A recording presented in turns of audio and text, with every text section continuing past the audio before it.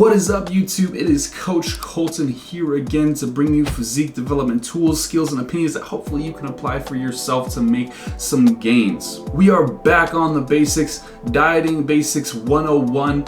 This is our fourth module of this series. This is going to be talking about stability, stabilization, and consistency within your diet and the keys to such. It is so crucial to standardize meal structure, especially once you've gotten the basics down of eating healthy, understanding where to get healthy food, counting macros, understanding portion sizes. Now we're getting into the finer details of timing and standardization of your diet model. Most people are going to want to shoot from anywhere to 3 to 6 meals a day. Is one meal fine? Yes. Is it adequate? Probably not. Is 2 meals fine? Yes. Is it adequate? Probably not. This is all very goal-oriented. Anywhere from about 3 to 6 meals is a-okay. Anything more than that is a little bit pedantic, but overall, you're looking at about 3 to 6 meals and split it up any way you want. Now, if you're eating more, the goal is to gain muscle. Probably splitting up those meals in more frequent bouts of eating is more preferential just because you'll be eating more and it's harder to get that food in as well. Muscle protein synthesis only spikes at about a 2-hour window, so eating every 3 to 4 hours has pretty much been shown to be in the literature most effective at gaining muscle. If your goal is to lose weight, you might be eating less calories, so 3 meals might be more realistic for you. Or if your goal is just to maintain weight, then 3 meals is your normal homeostasis for you. That's fine. 3 meals is nothing wrong with that. The key to this, though, is you're going to want to keep these meals within a specific time period. I'm not saying down to the minute or even down to the half hour, but as I had mentioned in previous lectures, your body works off of a supraclamastic nucleus. It's this clock, and it's very sophisticated, and it actually learns when we're eating. It learns the times in which we normally are feeding ourselves. And what that'll do is it actually has mechanisms within the body that will release certain hormones and peptides that relate to hunger. You'll get hungry around these times. Your body will prepare digestion for around the specific time. So the more you can regulate your eating windows, the better off you're going to be. The less cravings you'll have, the less hunger you'll have.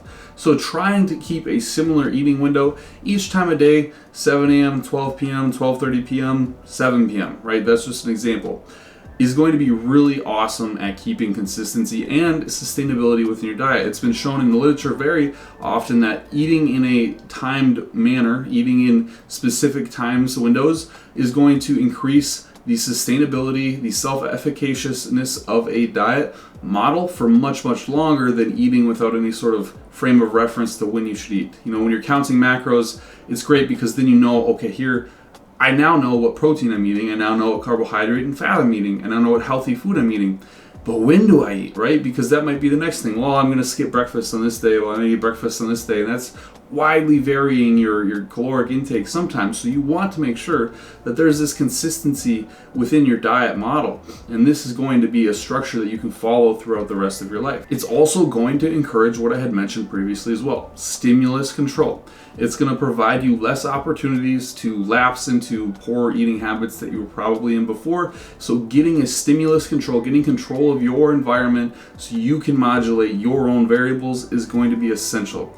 Creating less opportunities for you to lapse is crucial to moving forward with a healthy lifestyle and getting out of the one you were previously in. And this is the biggest key that I try to explain to everyone. Once they get on this path and they're cooking and they're right on where they need to be, and they're really interested now in learning about different meals and recipes and all these fun things they can make and protein ice creams and waffles and all this crazy stuff, you really got to make it simple. And the more simple you can make it, the easier it's going to be to sustain to, the less you're going to need to satiate a sweet tooth with your meal, the less you are eating for flavor as opposed to eating for purpose. It is so important to simplify your meal structure. And what I mean by that is simply just picking 2 to 4 protein sources, 3 to 6 carb sources and fat sources and various different vegetables you can mix in and out of there to keep consistently through your diet throughout the time. You can mix and match these, play with them as you want, but these few foods are going to be a good structure to base your diet off of. If you keep changing in and out of things, your calories are going to be inconsistent, your macros are going to be inconsistent, and you're going to have this stress of what do I need to eat today? What can I eat today? What should I eat? Oh my gosh, I'm craving this. Maybe I should eat this instead of this. just keep it simple. Your palate will adjust to what you're eating, and you'll begin to love what you're eating, and you'll begin to hate the things you were eating previously. But you need to keep it simple for the time being so that you are limiting your choices as far as eating outside, like creating variety. Too much variety is great. It's the spice of life, but too much variety can cause a problem. If it's like you ever go to the candy store and you have a whole wall of candy, what bin do you put candy from? Because they all look good, and you can't just go around picking candy from every bin, because that just doesn't work. So you have to pick candy from a couple bins. Well, if you can isolate the 6 to 8 bins that you really like of candy, it makes it really easy to pick your favorite candy and put it in a bag and leave with your mom and get a sweet tooth on the way home. Perfect, right? So trying to consistently simplify your meal structure is really crucial here. As well, it allows you to easily and consistently cook in bulk. Cooking in bulk, putting food in Tupperwares, this once again encourages even further stimulus control, putting you in control of your situations by having meals prepared for maybe the week, meals prepared for several days in advance. You're gonna have things in motion for yourself. There's no reason to eat off, to lapse, because you have everything in control. It also decreases stress, right? It keeps stress out of the situation. It limits the fluctuations of decisions you have to make throughout your day. If you can simply limit the amount of decisions you have and decrease the amount of stress by just having, hey, this is what I'm eating today and this is what I know, that's awesome. People say, we eat the same thing every day, like, doesn't that bug you?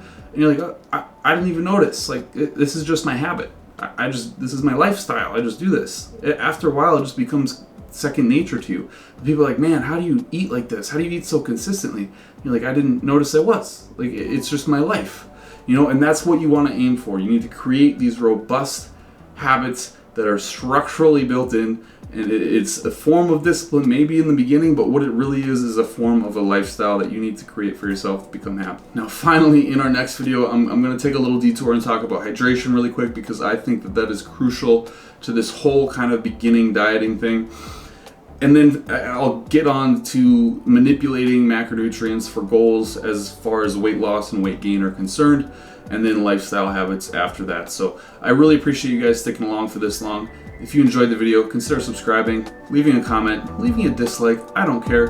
Comment about my Carhartt combo, do it if you will.